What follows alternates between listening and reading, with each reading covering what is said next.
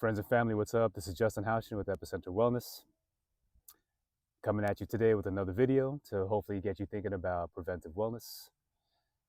Today, I'm going to share with you neck stretch. This stretch can help to, excuse me, maintain optimal functional mobility, help improve circulation, help decrease stiffness in the neck. All right, well, we'll get right to it. I'll encourage you to practice along with me. I'll demonstrate and I'll walk you through the finer details. So it looks like this.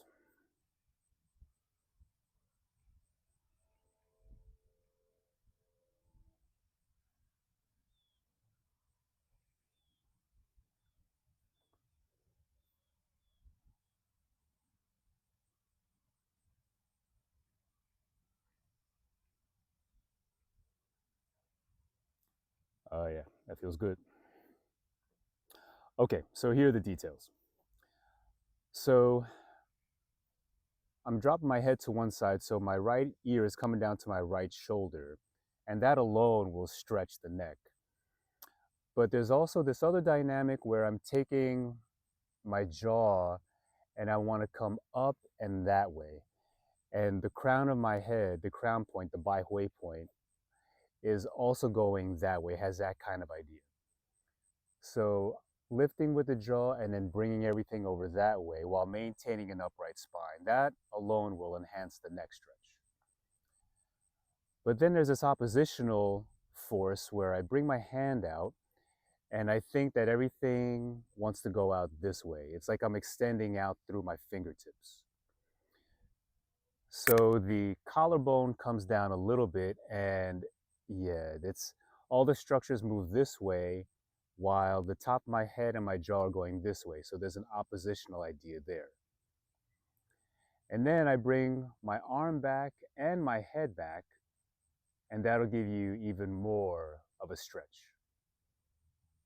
And we'll hold that end point for a few seconds. Coming back. Now going the other way. So I'm dropping my head to the side. So my left ear comes down to my left shoulder, but also there's this lifting idea in the corner of my jaw. It's like up and that way. And then my crown point is also going that way as well. And then with my right arm, I extend to my side, and there's an idea that the energy is going this way, out through my fingertips. You feel that stretch on the side of your neck. And then I bring my arm and my head back, and that enhances the stretch even more. Hold that end point for a few seconds.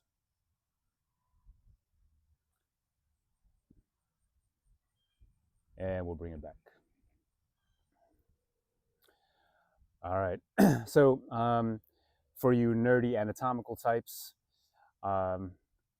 this will help stretch the SCM, the scalenes, will help move energy in the cervical lymphatic chain. When stagnant energy develops here insidiously over time, that can give rise to neck pain, headaches, dizziness, vertigo, and can even be related to changes in smell, dizziness, vertigo, various symptoms. Also, the brachial plexus, as you know, comes out of the side of the neck and comes down and supplies the arm. So maintaining the integrity of this can also help to decrease any pathology in the arm like numbness, tingling, or weakness. We have diseases like thoracic outlet syndrome, right? That's related to tension, persistent tension holding patterns in the neck in some cases. All right, so we'll go through it one more time.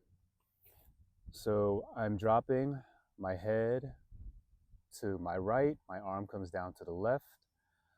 Oppositional idea. The crown goes this way, the jaw lifts up and also goes this way. While my arm, it's kind of down and out that way.